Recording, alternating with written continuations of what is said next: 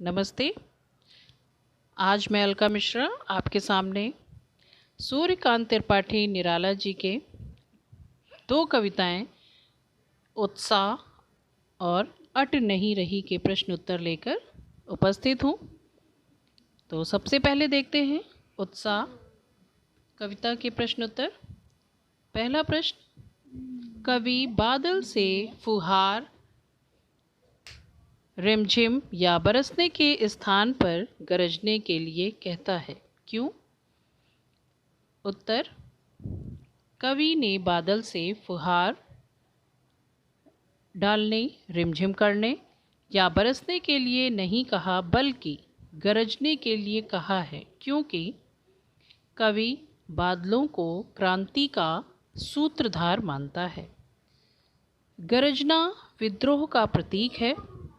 कवि बादलों से पौरुष दिखाने की कामना करता है।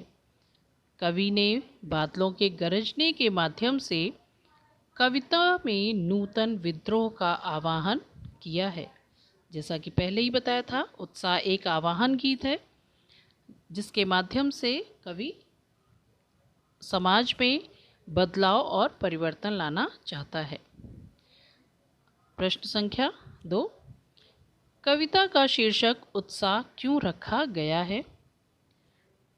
उत्तर, कवि क्रांति लाने के लिए लोगों को उत्साहित करना चाहता है। बादलों में भीषण गति होती है और उसी से वह संसार के ताप को हरता है। कवि ऐसी ही गति, ऐसी ही भावना और शक्ति चाहता है। बादल का गरजना लोगों के मन में परिवर्तन करने का उत्साह भर देता है, इसलिए कविता का शीर्षक उत्साह रखा गया है। प्रश्न संख्या 3, कविता में बादल किन किन अर्थों की ओर संकेत करता है? जैसा कि आपको पहले ही बताया था कि इसमें कोमल और विद्रोह दोनों, कोमल और कठोर दोनों भावों की अभिव्यक्ति है। तो उत्तर देखते हैं। उत्साह कविता में बादल निम्नलिखित अर्थों की ओर संकेत करता है। पहला, बादल जल बरसाने वाला शक्ति स्वरूप है। दूसरा, बादल पीड़ित प्यासे जन तथा तप्त यानी तपिश से तपती हुई धरती को शीतलता प्रदान करता है।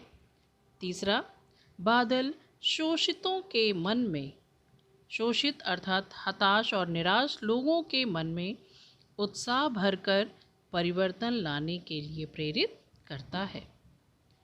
प्रश्न संख्या 4, शब्दों का ऐसा प्रयोग जिससे कविता के किसी खास भाव या दृश्य में ध्वन्यात्मक प्रभाव पैदा हो, नाद सौंदर्य कहलाता है। उत्साह कविता में ऐसे कौन से शब्द हैं जिनमें नाद सौंदर्य मौजूद है? छांट कर लिखिए। उत्तर, कविता में इस तरह के अनेक शब्द आए हैं, उन्हीं में कुछ का वर्णन है। पहला, घेर घेर घोर गगन धारा धर हो। दूसरा, ललित ललित काले घुंघराले बाल कल्पना के से पाले। विद्युत छवि उर में कविता की इन पंक्तियों में नाद सौंदर्य मौजूद है। नाद सौंदर्य आप कह सकते हो ध्वन्यात्मक। जब हम इसको, इन पंक्तियों को गाते हैं तो इसमें एक लय और तुकबद्धता आती है, उसे नाद सौंदर्य कहते हैं, जिसे इंग्लिश में राइमिंग कहते हैं। अब देखते हैं रचना उत्साह का रचना अभिव्यक्ति प्रश्न। जैसे बादल उमड़ घुमड़ कर बारिश करते हैं, वैसे ही कवि के अंतर्मन में भी भावों के बादल उमड़ घुमड़ कर कविता के रूप में अभिव्यक्त होते हैं। ऐसे ही किसी प्राकृतिक सौंदर्य को देखकर अपने उमड़ते भावों को कविता में उतारिए। देखिए दोस्तों, इस प्रश्न का उत्तर आप अपने स्वरचित कविता के माध्यम से भी दे सकते हैं, लेकिन सभी में ये योग्यता नहीं होती कि वे अपने मन के भावों को शब्दों में पिरो सकें। इसलिए यहाँ पर एक कविता दी गई है, उसको देखते हैं। उत्तर: दूर आसमानों में बादलों की छवि देख, जगी मेरे मन में भी आस। भारों प्यास के मारों को मिली राहत की सांस, तड़पती विरहणी की प्रेमी से मिलन की वजह खास। धरती को भी मिली तृप्ति की आस, मोर भी करने लगा प्रीतम को मिलने का प्रयास। किसान के आँखों में भी जागी एक चमक खास, देखो बादल लाया अपने साथ कितनी आस। इस जगह आप अपनी स्वरचित कविताएं भी लिख सकते हैं, जिसमें आप अपने मन के भावों को अभिव्यक्त करें। तो अब देखते हैं अट नहीं रही के प्रश्नोत्तर।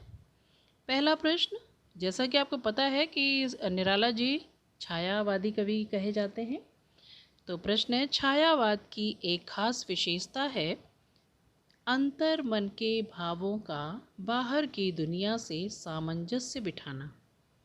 कविता की किन पंक्तियों को पढ़कर यह धारणा पुष्ट होती है, लिखिए। कविता की निम्नलिखित पंक्तियों को पढ़कर यह धारणा पुष्ट होती है कि प्रस्तुत कविता में अंतर्मन के भावों का बाहर की दुनिया में सामंजस्य बिठाया गया है। आभा फागुन की तन सट नहीं रही है, और कहीं सांस लेते हो घर घर भर देते हो। उड़ने उड़ने को नभ में तुम पर कर देते हो। ये पंक्तियाँ फागुन और मनुष्य के मन दोनों के लिए प्रयुक्त की गई हैं। यहाँ मानवीकरण अलंकार का बहुत ही अद्भुत प्रयोग किया है निराला जी ने। प्रश्न संख्या 2, कवि की आँख फागुन की सुंदरता से क्यों नहीं हट रही है? उत्तर: फागुन बहुत मतवाला, मस्त और शोभाशाली है। फागुन के महीने में प्राकृतिक सौंदर्य अपने चरम पर होता है। उसका रूप सौंदर्य रंग बिरंगे फूलों और हवाओं से प्रकट होता है। इसलिए आँखें फागुन की सुंदरता से मंत्रमुग्ध हैं, जो चाहकर भी वहाँ से नहीं हटती हैं। कवि की आँखें चाहते हुए भी प्रकृति की सुंदरता से नहीं हटती हैं, क्योंकि अगर कवि उससे आँख हटाता भी है तो बंद आँखों में भी वो सुंदरता समाई रहती है। प्रश्न संख्या 3, प्रस्तुत कविता में कवि ने प्रकृति की व्यापकता का वर्णन किन किन रूपों में किया है? प्रस्तुत कविता अट नहीं रही है में सूर्यकांत त्रिपाठी निराला जी ने फागुन के सर्वव्यापी सौंदर्य और मादक रूप के प्रभाव को दर्शाया है। फागुन का सौंदर्य असीम होता है। कवि ने उसे हर जगह छलकते हुए दिखाया, जो घर घर में फैला हुआ है। यहाँ घर घर भर देते हो में फूलों की शोभा की ओर संकेत है, और मन में उठी खुशी की ओर उड़ने को पर करना भी ऐसा ही सांकेतिक प्रयोग है, जो पक्षियों की उड़ान पर लागू होता है और मन की उमंग पर।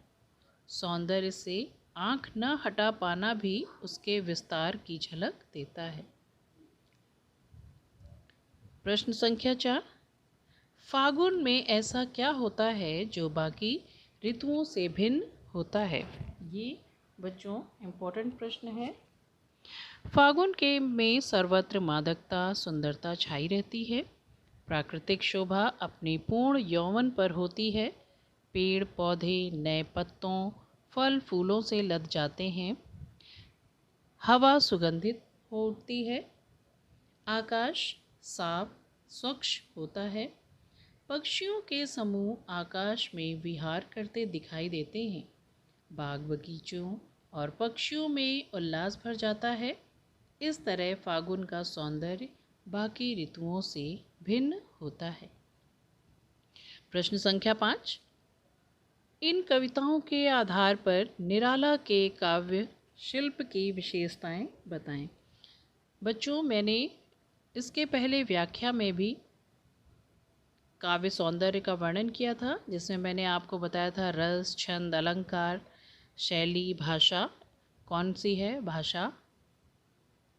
खड़ी बोली। शैली संबोधात्मक, रस श्रृंगार, अट नहीं रही में श्रृंगार रस, और उत्साह में वीर रस। और श्रृंगार रस के साथ सदा माधुर्य गुण, अलंकार उपमा, उत्प्रेक्षा उपमा, पुनरुक्ति, प्रकाश, मानवीकरण अलंकारों की छटा बिखरी है। तो उसी विषय में आप उस अपने शब्दों में भी लिख सकते हो, जैसा मैंने आपको बताया था। और लेकिन हम आंसर देखते हैं।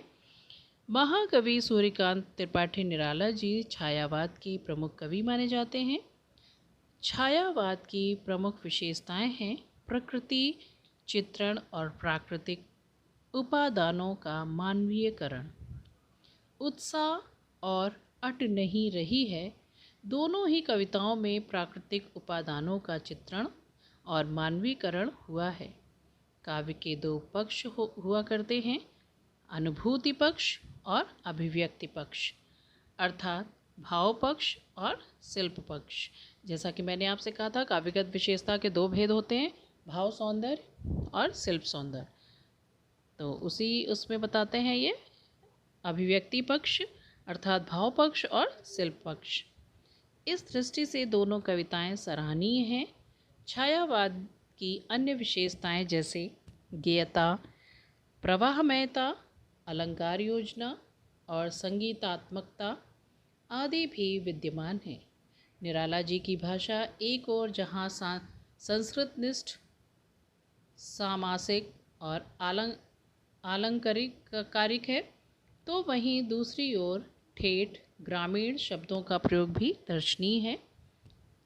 अतुकांत शैली में रचित कविताओं में क्रांति का स्वर, मादकता एवं मोहकता भरी है।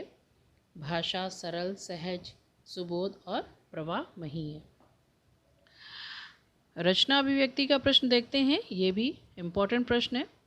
होली के आसपास प्रकृति में जो परिवर्तन दिखलाई पड़ता है उन्हें लिखिए।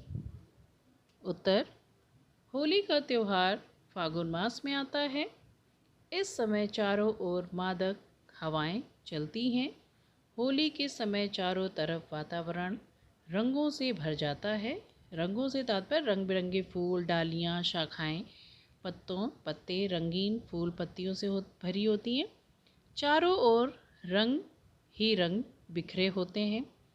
प्रकृति भी उस समय रंगों से वंचित नहीं रह पाती। प्रकृति के हरे भरे वृक्ष तथा रंग बिरंगे फूल होली के महत्व को और अधिक बढ़ा देते हैं। फूलों से युक्त वृक्ष चारों ओर मंद सुगंध बिखेर देते हैं। मंद मतलब भीनी सुगंध बिखेर देते हैं। लोगों के मन में उमंग और आनंद से उनका मन भर जाता है। तो ये थे उत्साह और अट नहीं रही कविता के प्रश्नोत्तर। तो बच्चों, लाइक और सब्सक्राइब करना ना भूलें और नेक्स्ट वीडियो के लिए देखते रहें अलका की कक्षा। धन्यवाद।